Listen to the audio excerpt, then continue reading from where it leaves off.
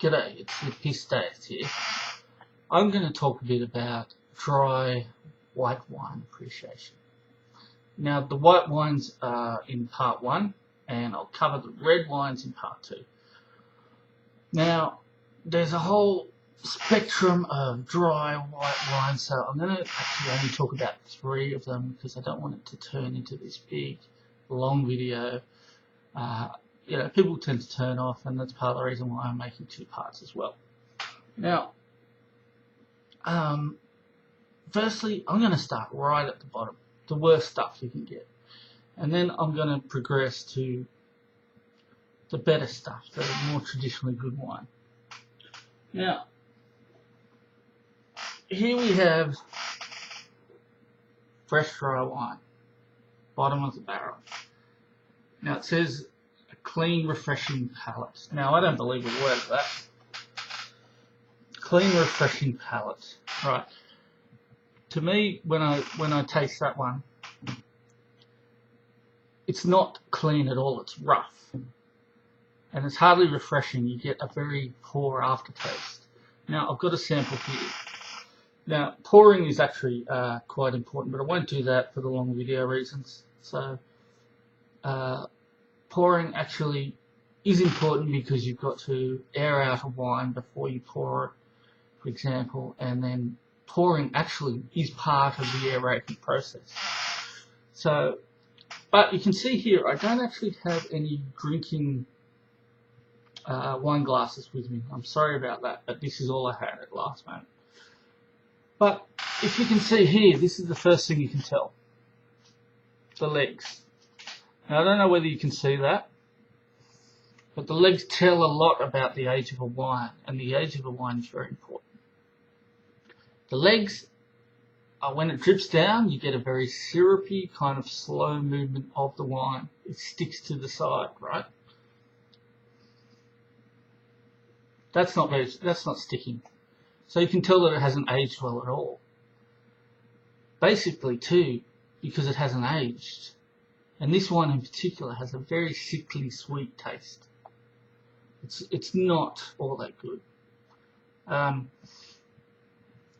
Actually, can talk about tannin, but I won't do that here. I'll do that with the red wines because it doesn't really apply to white wines. That's more got to do with other things, and it's not applicable to the white wines. Okay, so we've got here, I'll give it a bit of a sniff just to check the intensity and the balance of the flavours in it. And that's not very good at all. It's very thin balance. You don't have many high fruity, even though there are a lot of fruity sort of smells in there, you don't have the depth of the woody smells. There's no sort of smoky flavours or anything like that. It is not a round palate. Next step is to actually have a bit of swing and spit it back, and that gives you an idea of things like aftertaste and things like that.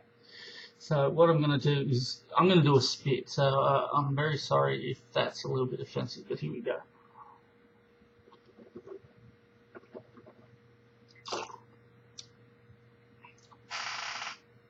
No.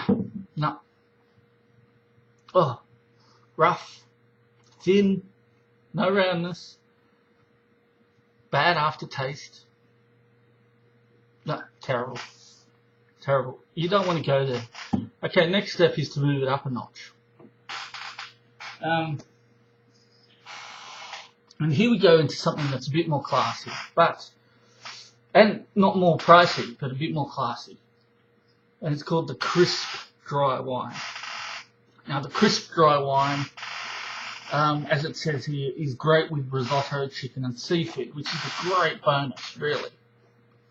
But it's got a very crispy kind of, obviously crispy, but it's very crispy kind of bite to it. But when you actually learn a bit more about this one, you find that the palate is more full, and it's not quite as sweet. Now, the aftertaste isn't all that great. But you can't have everything, but this is why it's a mid-range wine. Now if we check the legs aren't really all that good, so you know it's not really an aged wine at all too.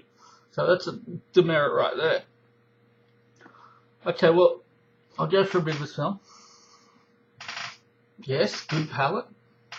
Nice full palate. And a bit of a taste.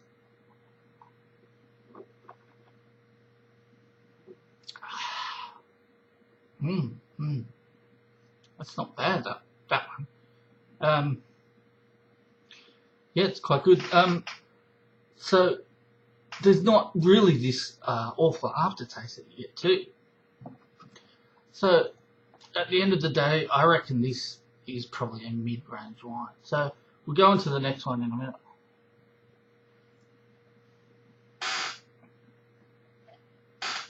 Now, the third one, and this is top of the line. It's called your classic dry wine. Now, you wouldn't believe this, but it's exactly the same price as the others for the same volume. Exactly the same. It's amazing some of the bargains you can get. Now, what is about that wine, why it's so classic is, part of the reason is, I mean, it's obviously got classic on it, but it's a very fine wine in the way that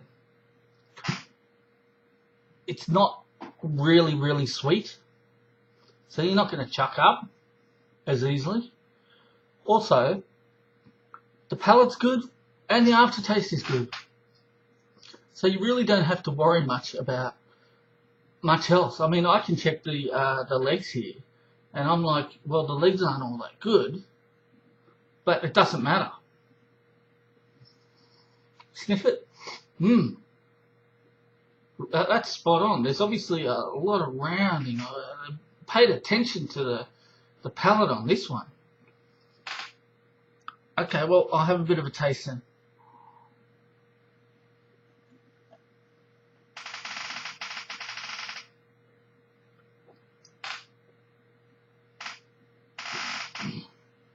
Oh, that's good. Woo. Oh, you can down that one. No bad aftertaste. No, it's not too sweet. You're not gonna chuck your guts up straight away.